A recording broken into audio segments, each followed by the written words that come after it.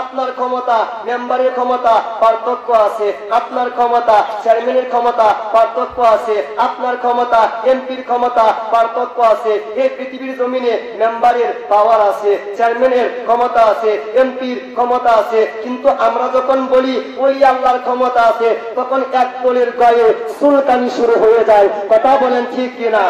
তারা বলে ওলি আল্লাহর ক্ষমতা আছে, এই কথা বললে শিরক হয়ে যাবে, বেদাত হয়ে যাবে, আদাত হয়ে যাবে, তিনাত হয়ে যাবে, বারওয়াত হয়ে যাবে। হাই রে হাই ফতুয়া, হাই রে হাই ফতুয়া, হাই রে হাই ফতুয়া। কিন্তু দুঃখের বিষয়, বাংলার মানুষেরা ওই সকল বক্তাদের, ওই সকল আলেমদের ফতুয়া নিয়া জুব্বা বানাই নাই, কাপড় বানাই নাই, সুতা বানাইছে। বাংলার মানুষ যদি তাদের ফতুয়া একটু গণ্য করত, তাহলে শাহজালালের দরবারে মানুষ কমে যাইতো, শাহপরানের দরবারে মানুষ কমে যাইতো, শাহ সুলতানের মাজারে মানুষ কমে যাইতো। কিন্তু যত ফতুয়া হয় আল্লাহর ওলির দরবারে মানুষ বাড়তে থাকে, মানুষ বাড়তে থাকে, মানুষ বাড়তে থাকে।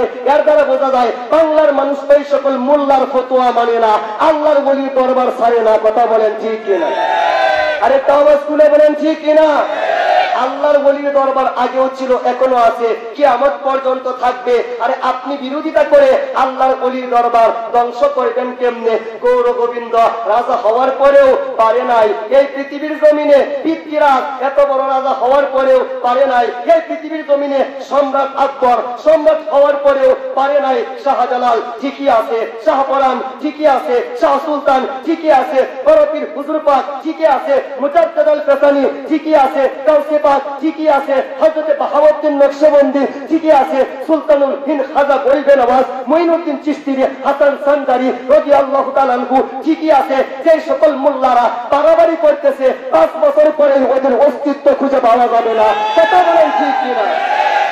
আল্লাহর ওলিরা আগেও ছিল, এখনো আছে, কিয়ামত পর্যন্ত থাকবে। কারণ আল্লাহর ওলিদের সম্পর্ক 50,000 টাকা বাজেটের মধ্যে নয়। আল্লাহর ওলিদের ধর্ম বাজেট করে ধর্ম প্রচার নয়। আল্লাহর ওলিরা নিজের পরিশ্রম দিয়া, সেই শাহজালাল ইয়ামেনি রহমাতুল্লাহ আলাইহি ইয়ামেনদের সাইরা দিয়া বাংলাদেশে আইসা নিজের রক্ত জড়াইয়া, নিজের ঘাম জড়াইয়া ধর্ম প্রচার করছে।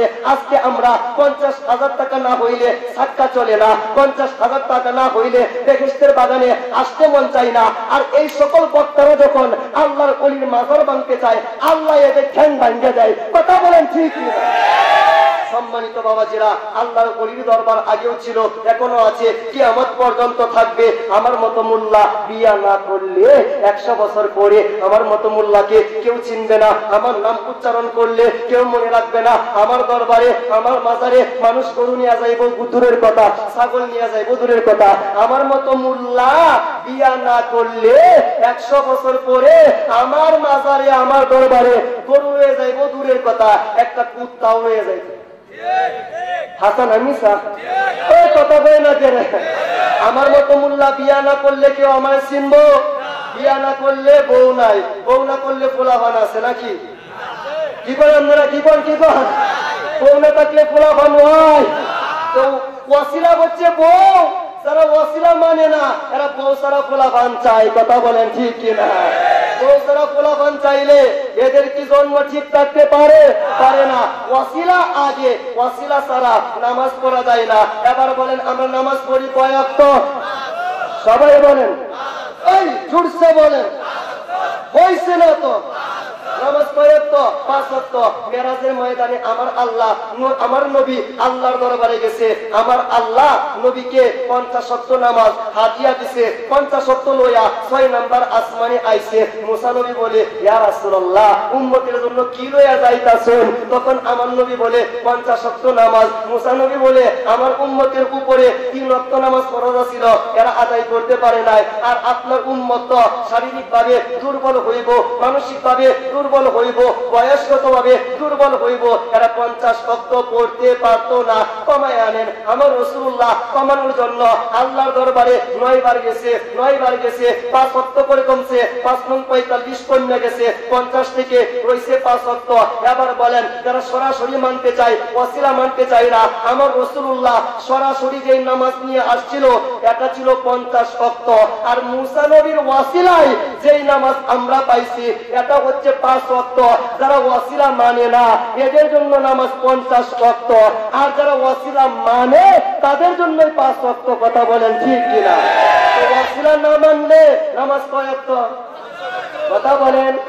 তো বাবা তুমি যদি ওয়াসিলা না মানো আমার কোনো সমস্যা নাই, আজ থেকে 50 ওয়াক্ত নামাজ পড়ন লাগবো, কথা বলেন ঠিক কিনা? তো আমরা ওয়াসিলার পক্ষে আছি না নাই, কথা বলেন আছি না নাই? তো বাবাজিরা শাহজালাল ইয়ামিনী রহমাতুল্লাহ আলাইহি আজকে আমরা বড় ফুটানি করতেছি, মাদ্রাসার মাধ্যমে ধর্ম প্রচার হয়ে গেছে, মাদ্রাসার মাধ্যমে মানুষ হয়ে গেছে। আরে বাংলার জমিনে 100 বছর 200 বছর আগে কোনো মাদ্রাসা ছিল না।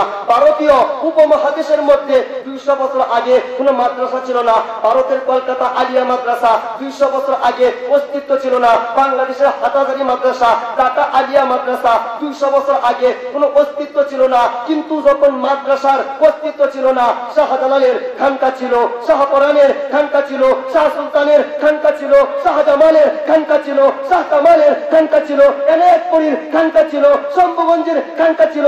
খানকার মাধ্যমে ধর্ম প্রচার হয়েছে। সুতরাং মাদ্রাসার চাইতে বড় অবদান আল্লাহর ওলির অবদান। মাদ্রাসাকেও সম্মান করা দরকার, আল্লাহর ওলিদেরকেও সম্মান করার দরকার আছে না না?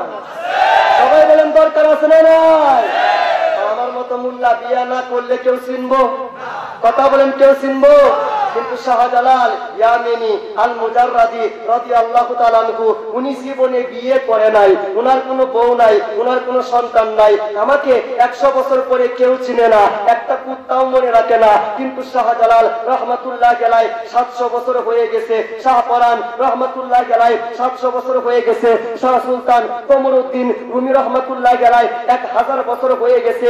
1000 বছর পরেও আল্লাহর ওলিদের নাম উচ্চারণ করলে বাবাও চিনে, সন্তানেও চিনে, দাদাও চিনে, নাতিও চিনে, জামাই চিনে, বউ চিনে, শাশুড়ি চিনে, বৌমা চিনে। আমার মতো মোল্লা মইরা গেলে কেউ চিনে না। আল্লাহর ওলিরা 1000 বছর পরেও বাংলার মানুষ মনে রাখে। শুধু মনে রাখে না, প্রতিদিন শাহজালালের দরবারে 3 থেকে 4000 মানুষ গিয়া দোয়া করে চোখের পানি ফেলে দেয়। আমরা শুধু দেখি মোমবাতি জ্বলে, আগরবাতি জ্বলে, বন্দানি হয়, নারী পুরুষ একসাথে হয়ে যায়, শুধু আমরা এইগুলা দেখি। কিন্তু শাহজালালের দরবারে আমার মনে হয় 24টা ঘন্টায় কমপক্ষে 1 বালতি করে চোখের পানি জমা হয়, 1 বালতি করে চোখের পানি জমা হয়, 1 বালতি করে চোখের পানি জমা হয়। বাংলার জমিনে যতগুলো আল্লাহর ওলির দরবার আছে, প্রত্যেকটা দরবারের মাজারে মানুষ গিয়া কান্নাকাটি করে। শাহজালালের দরবারে প্রত্যেকটা মানুষ এই পৃথিবীর জমিনে আমার মনে হয় 1 লক্ষ মানুষ দোয়া করলে কমপক্ষে 90,000 মানুষের দোয়া কবুল হয়। কারণ তারা দরবার ছাড়ে না, ওলি আল্লাহর মাজার ছাড়ে না, সেখানে গিয়া দোয়া করছে। আল্লাহ, বড় ডাক্তারের কাছে গেছিলাম, লাভ হয় নাই, বড় হাসপাতালে গেছিলাম, লাভ হয় নাই, মাদ্রাজে গেছিলাম, লাভ হয় নাই, ইটালিতে গেছি, লাভ হয় নাই, আমেরিকায় গেছি, লাভ হয় নাই, বড় হুজুরের কাছ থেকে পানি পড়া নিছি, লাভ হয় নাই। মাওলা, অবশেষে শাহজালালের মাজারে চলে এসেছি। তুমি আল্লাহ মাফ করে দাও, তুমি আল্লাহ ক্ষমা করে দাও, অসুখটা ভালো করে দাও। এমনি করে 90,000 মানুষ দোয়া করলে কমপক্ষে 80,000 মানুষের দোয়া আমার আল্লাহ কবুল করছে। এই কারণেই তো বাংলার মানুষেরা নিজের টাকা দিয়া গাড়ি বানায়, কিন্তু গাড়ির নাম দেয় শাহজালাল পরিবহন, শাহপরান পরিবহন, শাহ এনায়েতপুরী পরিবহন, শাহ শম্ভুগঞ্জি পরিবহন। বাংলার জমিনে এয়ারপোর্ট হয়েছে, এয়ারপোর্টের নাম আল্লাহর ওলির নামে দেওয়া হয়েছে। বাংলার জমিনে হাসপাতাল হয়েছে, হাসপাতালের নাম আল্লাহর ওলির নামে দেওয়া হয়েছে। বাংলার জমিনে হাজার হাজার অতুর সামনে আল্লাহর ওলির নাম লেখা। মাওলা, 1000 বছর আগে তোমার ওলি আল্লাহরা পৃথিবীর জমিন চাইরা জাহির ভাবে তোমার দরবারে চলে গেছে, কিন্তু তাদের নাম জিন্দা কেন? আমার আল্লাহ বলে, শোন, এরা জিন্দা থাকবে, নাম যেমন জিন্দা ভিতরেও তেমন জিন্দা। কবর খোলার দরকার হয়, কথা বলেন ঠিক কিনা?